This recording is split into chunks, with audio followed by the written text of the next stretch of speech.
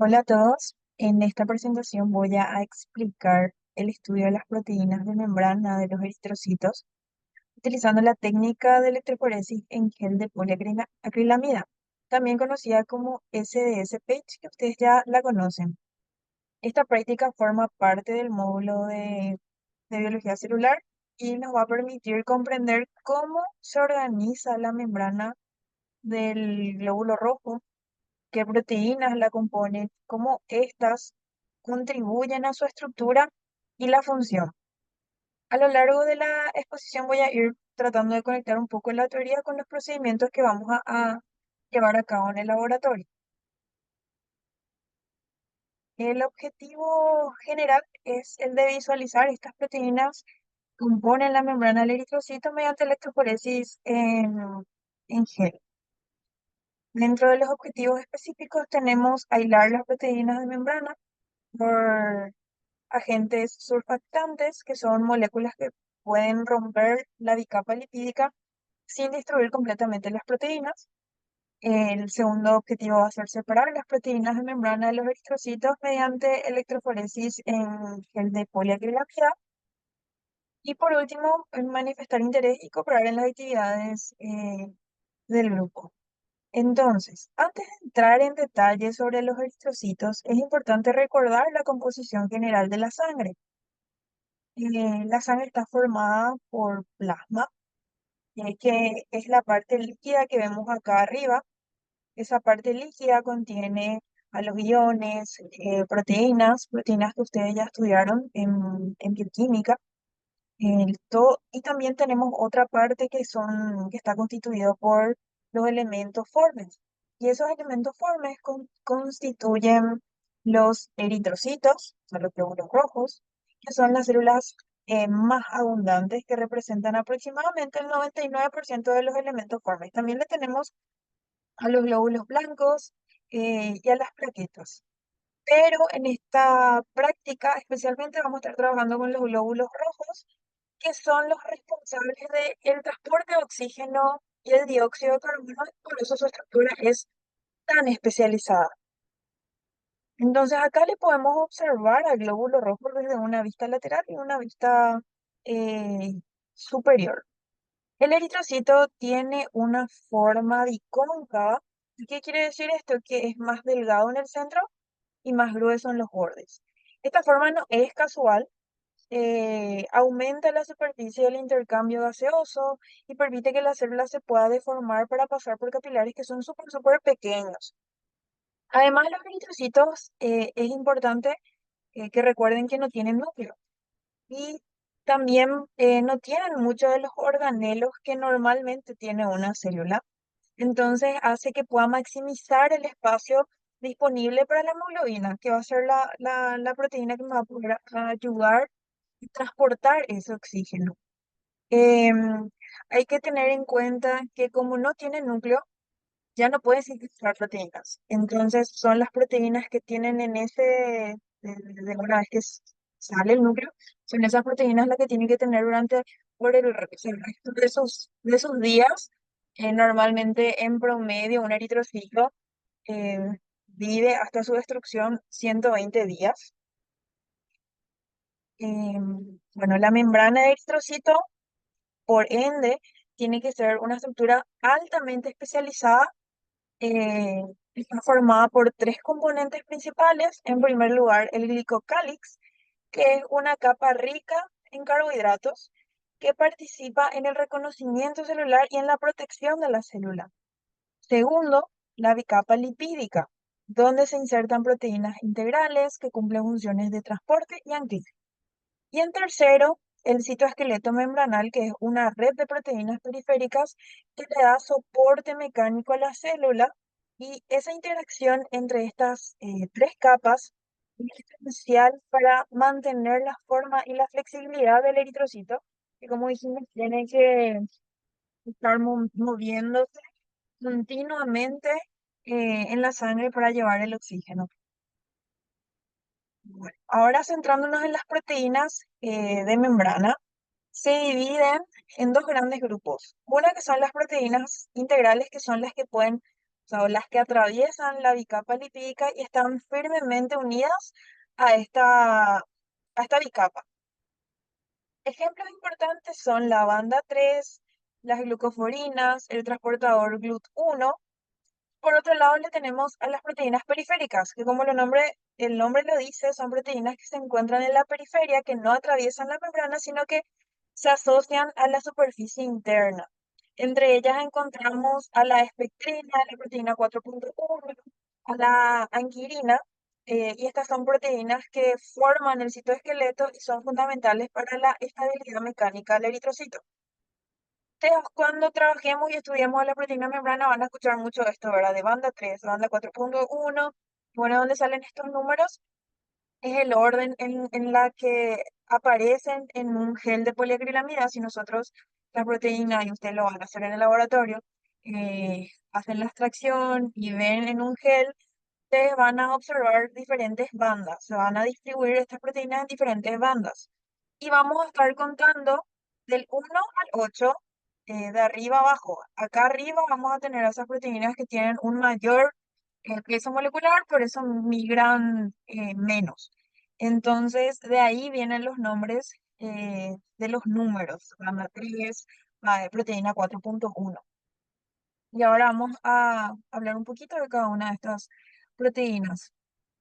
Acá podemos ver como un zoom de qué es lo que sucede en esta membrana y podemos ver a las proteínas de membrana, a las proteínas periféricas que vemos aquí abajo. Le tenemos entonces a la banda 3, a la glicoforina, y acá tenemos nuestra bicapa lipídica, y acá vemos a las proteínas periféricas, que una de las más importantes es esta que vemos acá, que es la pectrina, y que ya vamos a hablar también de ella. Tenemos acá la anquirina y también le tenemos a la actina, también a la proteína 4.1.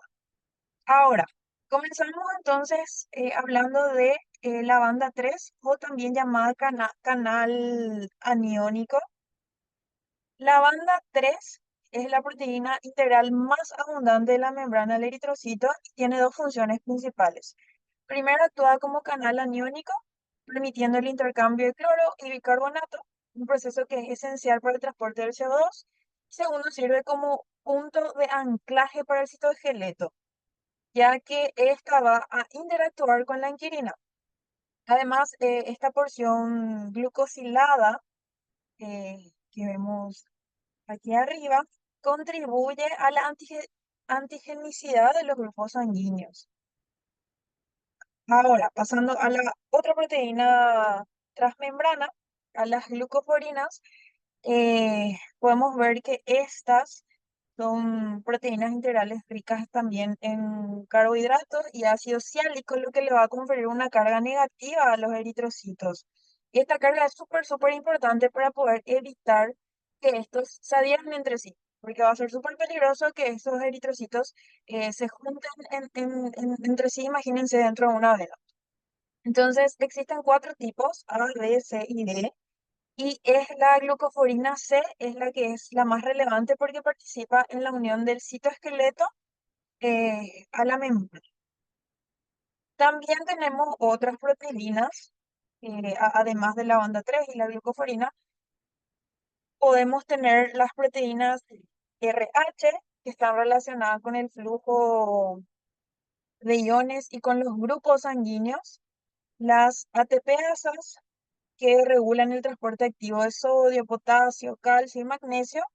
Y también tenemos a las aquaporina 1, que permite el paso selectivo de agua, manteniendo el equilibrio osmótico, que es súper importante. Acá tenemos, ahora vamos a hablar de la proteína espectrina, que es la proteína más abundante del citoesqueleto. Esta está formada por dímeros de cadenas alfa y cadenas beta. Acá en este caso la alfa es la roja y la beta es la verde. Y estas pueden asociarse incluso hasta formar tetrámeros. La espectrina se une a la actina y a la proteína 4.1 y a la anquirina, formando una red flexible que sostiene la membrana. Esta red es súper esencial para que el eritrocito pueda mantener esa forma incluso bajo un estrés mecánico.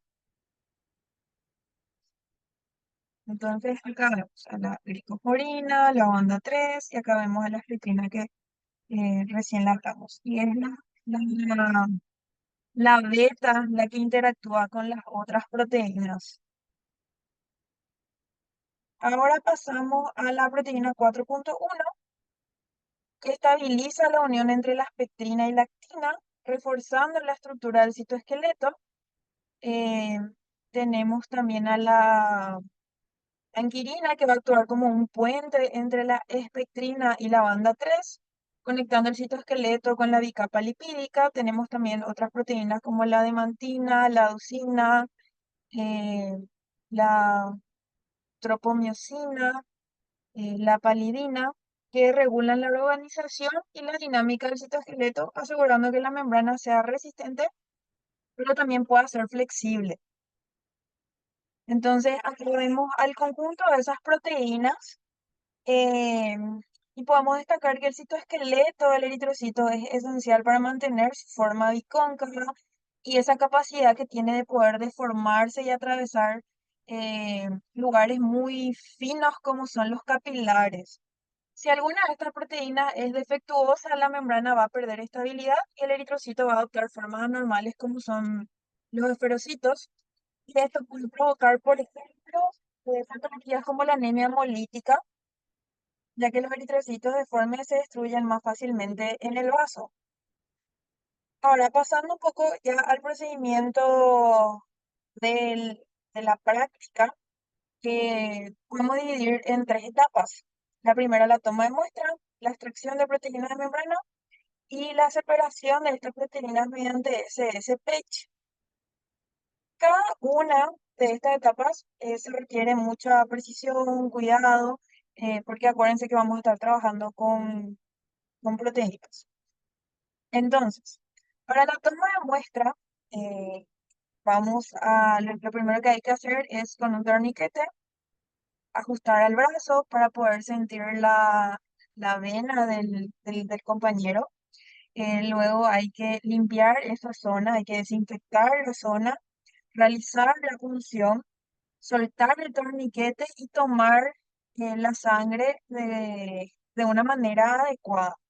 A continuación, hay que quitar la jeringa y eso hay que pasar a los tubos adecuados. En este caso, para la práctica vamos a utilizar tubos con tapa celeste que contiene el anticoagulante de citrato.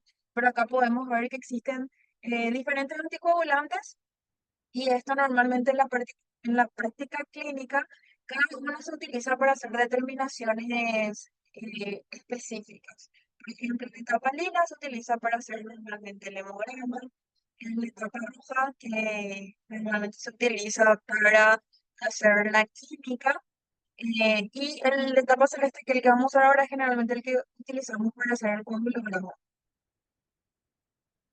Para la extracción de proteínas, el procedimiento es, si bien podríamos tener variaciones en los volúmenes que vamos a usar en la práctica, básicamente lo que se hace es que toma la sangre, se empieza por hacer lavados para poder eliminar el plasma y lo que no nos interesa, o sea, tratar de quedarnos con los eritrocitos.